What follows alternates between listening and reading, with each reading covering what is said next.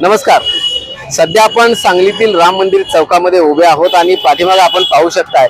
पाठीमागे इथं आज 31 डिसेंबर आहे आणि 31 डिसेंबर रोजी दारू पिणाऱ्या नागरिकांचा मोठं प्रमाण आहे.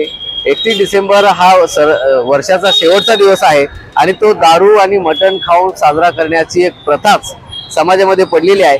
परंतु यामुळे तरुण पिढी वाया जाते, तरुण पिढी व्यसनाधीन होते. या तरुण पिढीला यापासून परावृत्त करण्यासाठी सांगलीतील लोकहित मंचच्या वतीनं गेल्या तब्बल 21 वर्षांपासून एक उपक्रम हाती घेतलाय आणि तो उपक्रम म्हणजे दारू नको दूध प्या. 31 डिसेंबर रोजी या उपक्रमाची सुरुवात गेल्या 21 वर्षांपूर्वी झालेली होती आणि सामाजिक भान राखत समाजाचं आपण काहीतरी देणं लागतोय आणि त्यामुळे समाज सुधारला पाहिजे, समाज व्यसनापासून दूर झाला पाहिजे, तरुण पिढी व्यसनापासून दूर झाली पाहिजे हा एकमेव उद्देश डोळ्यासमोर ठेवून हा 31 डिसेंबर रोजी दारू नको दूध प्या हा उपक्रम लोकहित मंचच्या वतीनं सांगलीमध्ये साजरा होतोय. आपल्याबरोबर सध्या लोकहित मंचचे अध्यक्ष आहेत मनोज भिसे. आपण त्यांच्याशी बोलूया. काय सांगाल, गेल्या 21 वर्षांपासून हा समाज उपयोगी उपक्रम तुम्ही साजरा करता? गेले 21 वर्ष झाला आम्ही लोकहित मंचाच्या वतीनं आम्ही सामाजिक क्षेत्रात काम करतोय. की तरुण पिढी सध्या बघितलं की नशा, सांगली शहर म्हणजे भयमुक्त, नशामुक्त झालेलं आहे की विविध दैनिकात येतात.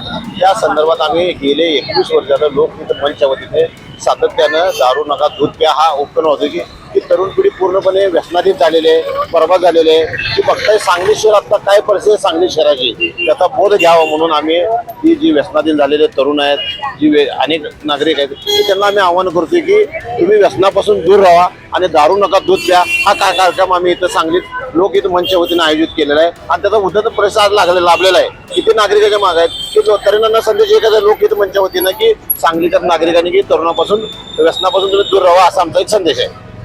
नक्कीच या निमित्तानं सांगली शहर आणि परिसरातील तरुणांनी व्यसनापासून दूर राहावं हा एकमेव उद्देश डोळ्यासमोर ठेवून हा उपक्रम लोकहित मंचच्या वतीनं साजरा करण्यात येतो. मोहन राजमाने, नवराष्ट्र न्यूज, सांगली.